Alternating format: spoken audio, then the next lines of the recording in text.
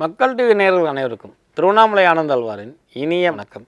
இன்றைய ஆன்மீகம் அறிவியல் சார்ந்த விஷயங்களில் சிவராத்திரி, மாசி அமாவாசை இப்படி நிறைய நிகழ்வு நடக்கிறப்ப மாயான கொள்ளை. சார் இது என்ன சார் மாயான கொள்ளை அப்படின்னா, என்னமோ சுடுகாட்டில் டெட் பாடி எரிந்து கொண்டு இருக்கும், அதை போய் எடுத்து சாப்பிடுவாங்க அப்படின்னு தவறாக பரப்பப்பட்டக்கூடிய ஒரு செயல் இது. மாயானம் அப்படின்னா இடுகாடு அல்லது சுடுகாடுன்னு பேர். அது மாயான கொள்ளை அப்படின்னா அது என்ன அர்த்தம் சொல்கிறேன். சிவராத்திரி அன்னைக்கு அம்பாளுக்கும் சிவபெருமானுக்கும், அதாவது ஆகோரமூர்த்தின்னு பேர், பெரும்பாலும் நம்ம அம்பாளை தான் நினச்சிக்கிறோம். இந்த சிவபெருமான் சுடலை மாடனாக இடுகாட்டில் இருக்கிறான். அப்படிப்பட்ட இடுகாட்டில் இருக்கும் பொழுது அம்பாளும் அவள் ஆக்ரோகமாக இருக்கிறாள், ஆனால் அவள் இடுகாட்டில் இல்லை. இந்த சிவராத்திரி அன்னைக்கு விரதம்லாம் இருந்துட்டு மாயான கொள்ளைன்னு சொல்லி சுவாமி இந்த சுடுகாட்டுக்கு பிறப்பிட்டு வர்றதா ஒரு ஐதீகம். அப்படி வரும் பொழுது நம்ம சில வேடங்களை தரித்து கொண்டு அந்த விரதம் இருந்தவர்கள்லாம் அந்த விரதத்தை இடுகாட்டிலோட நிறைவு செய்கிறாங்க. அந்த இடுகாட்டில் நிறைவு செய்யும் பொழுது அங்கு என்ன ஆகும்னா, சிதைன்னு சொல்லக்கூடிய பிணமாகப்பட்டது எரிந்து கொண்டு இருக்கும். அங்கு இந்த பிடி சாம்பலுக்கு சமம்னு சொல்லி அந்த சாம்பலை எடுத்து தன்னிடம் பூசிக்கொள்கிறார்கள். இதுதான் அந்த மாயான கொள்ளையினுடைய தாத்வீகம், பூர்வீகம். இதை நிறையா மிகைப்படுத்திட்டாங்க. எனக்கு தெரியாமல் கூட ஒரு சில இடத்தில் நீங்கள் சொல்கிற மாதிரி சம்பவம் இருக்கும், அது எனக்கு தெரியாது. ஆனால் மாயான கொள்ளை அப்படிங்கிறது என்ன அப்படின்னா, சர்வமும் சிவனோட அடிப்படை அப்படிங்கிறோம், சர்வமும் சிவமயம் அப்படிங்கிறோம். அந்த சிவபெருமான் எங்கே இருக்கிறான்? காசியில் இருக்கிறான், கயாவில் இருக்கிறான், இப்படி நிறையா சொல்லி கொண்டே போகலாம். ஆனால் சுடலை மாடனாக சுடுகாட்டில் இருக்கிறான். அப்போது மனிதன் கடைசியில் இறந்து விட்டால் 6 அடி வேண்டும் என்று நினைத்து கொண்டு இருக்கிறோம். அல்ல நேர்களே, ஒரு பிடி சாம்பலாக கூட இல்லாமல் போயிடுவோம். ஏன் ஆடுகிறாய்? உனக்கு ஏன் இந்த ஆட்டம்? மனிதா, நீ சாம்பலாக போவதற்கு மட்டும் இல்லாமல் நீ சாம்பலாக போகக்கூடிய இருக்கிற இடத்துல நான் இருக்கிறேன்டா, இப்போயாவது திருந்துங்கடா, இப்போயாவது அயோக்கியத்தனம் பண்ணாதீங்கடான்னு சொல்லக்கூடிய அரிய நிலவு தான் மாயான கொள்ளைன்னு அர்த்தம். எதுக்குமே தாத்வீகத்தை காட்டிலையும் ஆன்மீகமாக அறிவியல் சம்பந்தமாக சிந்திக்கணும். சுடலை பூசிய என் உள்ளம் கலர் கல்வன் பாடியிருக்கிறான் கடந்து. சுடலை புடினா என்ன? அது என்ன சந்தனமா?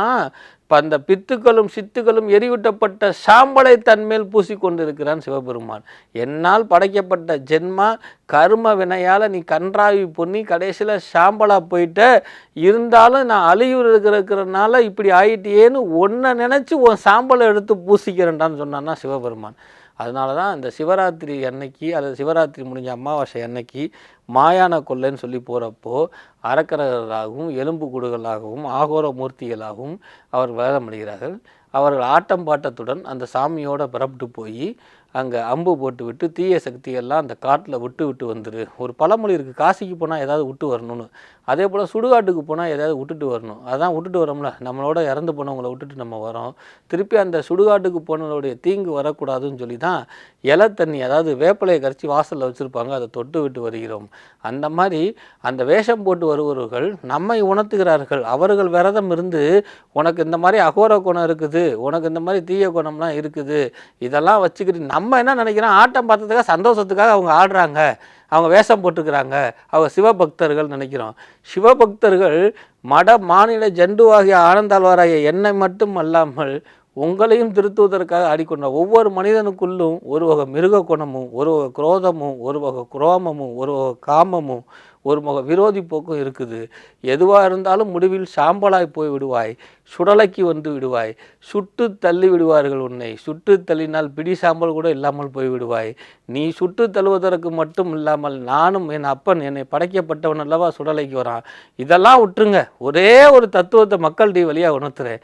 கோயில் கட்டி கும்பாபிஷேகம் பண்ணி கருவறையில் வச்சு நெய் விளக்கு ஏற்றி உரல் வாசித்து மேக தாளத்தோடு பண்ணக்கூடிய அந்த அண்ணாமலையார் அல்லது ஈசன் சிவன் அல்லது அத்தனை கோயிலில் மாயான கொலைக்கு வரக்கூடிய சிவபெருமான் சுவாமிகள் எல்லாம் அன்று ஒரு நாள் மனிதன் மட்டும் காட்டுக்கு போகவில்லை, மனிதன் காட்டுக்கு போகிற செயலை மோட்சம் கொடுக்குறதுக்காக அவன் சுடுகாட்டுக்கு வருகிறான். இறைவன் இறங்கி வரக்கூடிய அற்புதமான நிகழ்வு. நம்மளாம் சுடுகாட்டு பக்கம் போக மாட்டோம், அந்த பக்கம் போவோம், பேய் இருப்புங்கிறக்காக அல்ல, மனதில் இனம் புரியாத ஒரு பயம். ஆனால் தெய்வம் உங்களுக்காக அன்றைய பொழுது இந்த இடுகாட்டுக்கு வருதுன்னா இன்னும் இந்த நம்ம மட நெஞ்சாகிய நாமெல்லாம் திருந்தாமல் இருக்கிறோமே அப்படிங்கிறத உணர்த்துவது தான் இந்த மாயான கொள்ளையை. தவிர மாயான கொள்ளையில் போய்கிட்டு நான் சிதையினுடைய கையை எடுத்து திங்கிறேன், கால் எடுத்து திங்கிறேங்கிறது உகந்தது அல்ல.